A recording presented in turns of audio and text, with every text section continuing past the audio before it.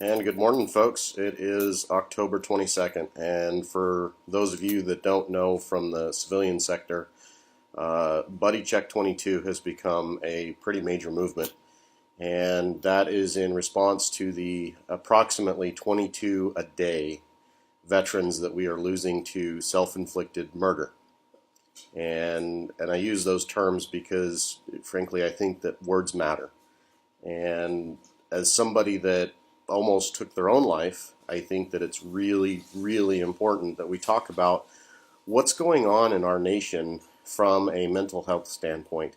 And of course, being BuddyCheck22, specifically talking about what's happening for veterans. And I'm not speaking for all veterans, so don't ever assume that I speak for anyone but myself. I will tell you my version of reality, and then it's up to you to decide what is your version of reality and how we can collaborate and work together to solve some pretty major problems of 22 a day and approximately one a day active duty member that also takes their own life. So 22, 23 a day, that's a huge number, folks. I mean, think about that in a year. And very quickly, we lose more people to self-inflicted murder than we lose in the battlefield in long durations in the current war systems that we have. So I'm going to just kind of speak freely and go through this as coherently as I can. But when I got out in 2000 and I had found my now obviously ex-wife was in a relationship with somebody else, and he was staying in my house. And then shortly thereafter, my truck was totaled in a parking lot. And shortly thereafter of all of that, I found myself out of the military. And you get out of the military and you enter the civilian world, and you've got a lot of really amazing talents, skills, and abilities. But the part that they don't really prepare you for, in my opinion, is that feeling of being on an island, that feeling of being completely alone, surrounded by a massive society that you remember, but you don't quite understand anymore because your perspective has been completely altered. And it's not a bad thing. The process of becoming a soldier is not a bad thing. So I don't want to perceive or want it to be perceived that way. I think that I gained a huge amount of skills and abilities from the military and leadership training and everything else that I would have never gotten in the civilian world. But when you get out in the civilian world and you look around and you see a bunch of people that have no clue what you've gone through, they have no clue what you've seen, they have no inclining to really want to know what really happens, because the vast majority of folks are, to talk about Maslow's hierarchy of needs, stuck in the just trying to survive mode. And a lot of us turn to video games and TV and media in order to essentially tune out and to be distracted from just how much life is a struggle in today's world. So you get out of the military and you interact with all of these people that are just kind of floating along, best way I can describe it, trying to survive, trying to figure out how to have enough money to cover the month and how to have enough time in a day to get all the things done that they feel like they need to do, as well as the things that they would like to do, and neither one seems to match. There's not enough time in the day and there's not enough money in the month for most Americans. That's a huge problem. And so you're wandering around in this world and you see these people interacting with their colleagues and their bosses, and it's horrific. I remember watching as some of these I went to college after about a year of being out, and as a non-traditional student transitioning into a college program, watching these 18, 19, 20-year-olds that have never gone anywhere, never really seen much of anything except for their parents' house and the college campus, and talking about the world as if they know what's going on. And I just remember walking around thinking, you all have no clue what's really happening. and you think you know. And so I'm reminded of the idea that people don't know what they don't know. It's really, really intense when you realize just how much people think they know, but they don't know what they don't know. And so you see all these young people, and they're very passionate, and they're very driven, and they're very outgoing, and they're trying to figure out how to survive on their own, and it's scary, and so they do a lot of really silly things during that time. But I was walking around, I was 26, 27, had 3 kids and an ex-wife, had been in the military for about 8 years, and I felt like I was on an island. And I kept making that island smaller and smaller and smaller, not deliberately, very unintentionally, isolating myself from more and more just because, frankly, at that point, I was pretty terrified of everything that was going on. And so when I got to my darkest point, and I actually tried to kill myself, and the gun didn't go off, I had a hang fire, I realized then and there that I'm not in charge of how long I get to be on this earth. And so I don't judge anybody that actually takes that route. I don't judge them for being weak. I don't judge them for being selfish. I don't judge them because, frankly, I have no right to judge anyone for anything. I've made plenty of my own mistakes in life. So in this further dive into mental health, then you start thinking about what other people are going through. And you start thinking about things like generational trauma. And so imagine a young child that grows up in a household that has been told that they are never good enough, told that they need to do more in order to be like somebody else, whether it's their brother, their sister, their cousin, their whoever, or even worse, the children that grow up in households where sometimes they get hit really hard for no real good reason, because I don't really care what a child does. Beating them is never an appropriate response. But sometimes families raise their parents to be that way. And so you've got generations of folks that think that beating kids is absolutely normal. And we're getting better. We have been dramatically reducing the numbers of child abuse. But we also need to talk about mental abuse. Because I can tell you, I love my mom to death. She passed this spring.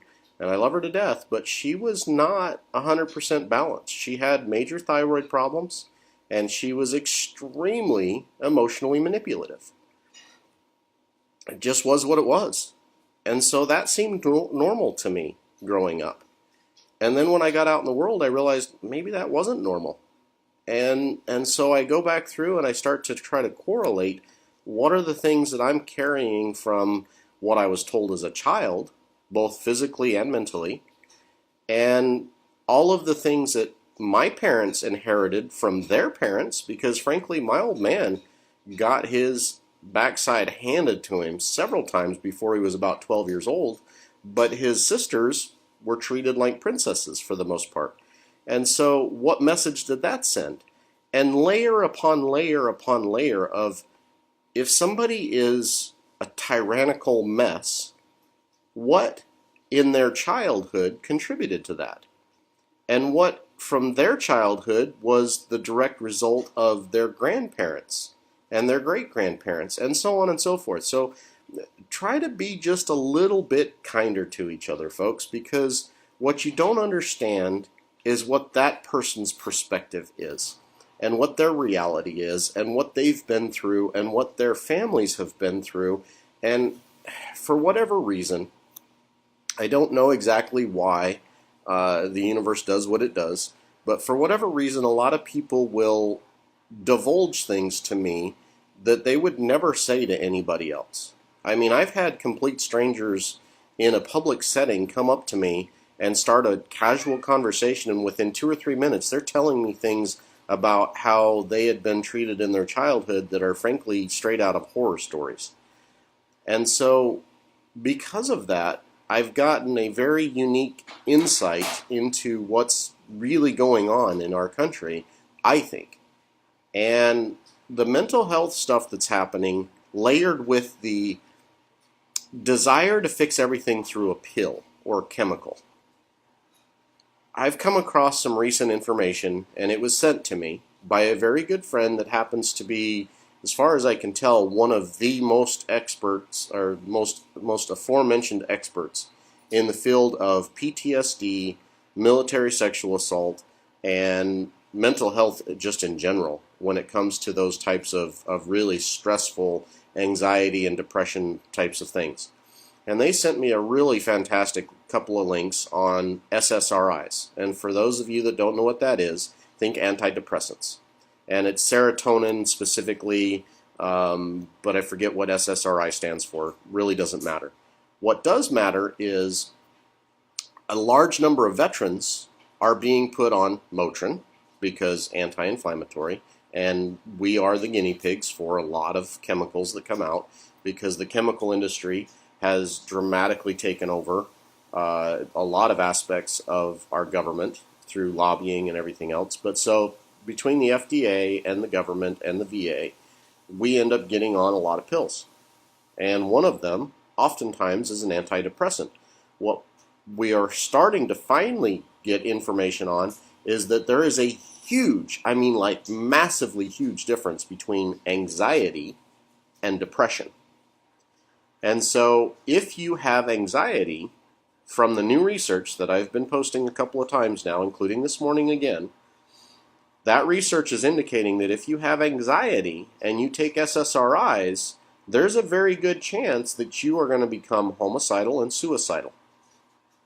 Now think back to all of these kids that have been out there doing these mass shootings.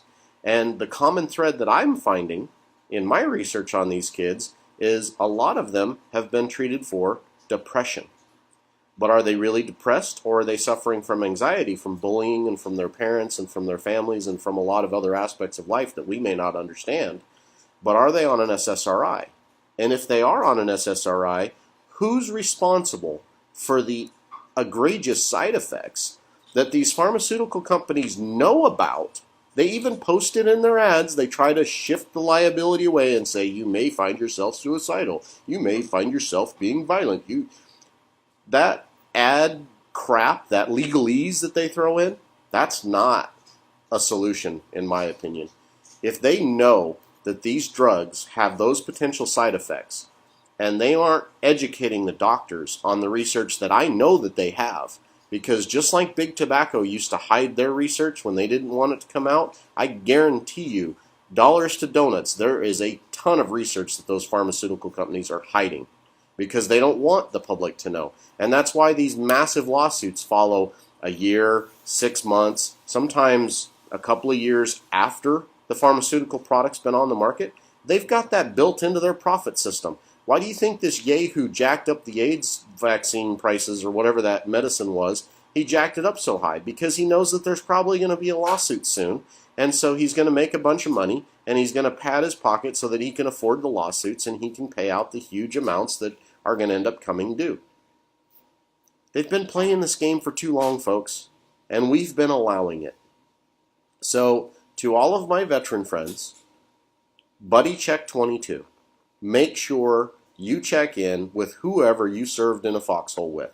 Whether your foxhole was an actual foxhole, or you were in a veterinary clinic and had to do things in the Middle East that frankly nobody should have to do, or you served in a hospital, or you served on a truck line, whoever you served with, call those folks today.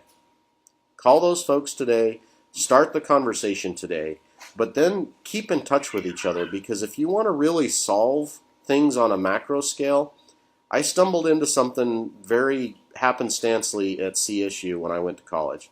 We started a social club for veterans on campus. It grew into a Student Veterans of America chapter, because what veterans need more than anything is each other. So reach out to your friends, find your fellow soldiers that you served with, and reconnect, reestablish, and maintain those relationships, because that is how we're going to solve 22 a day. That's how we're going to prevent that one active duty person a day, is by people reaching out to each other and taking care of each other. So God bless you all. I can't tell you how honored and humbled I am to be in the role that I'm in right now, and I look forward to meeting a whole lot more folks out on the road. It's been an amazing adventure so far, and it's just getting better every day. So see you on the road.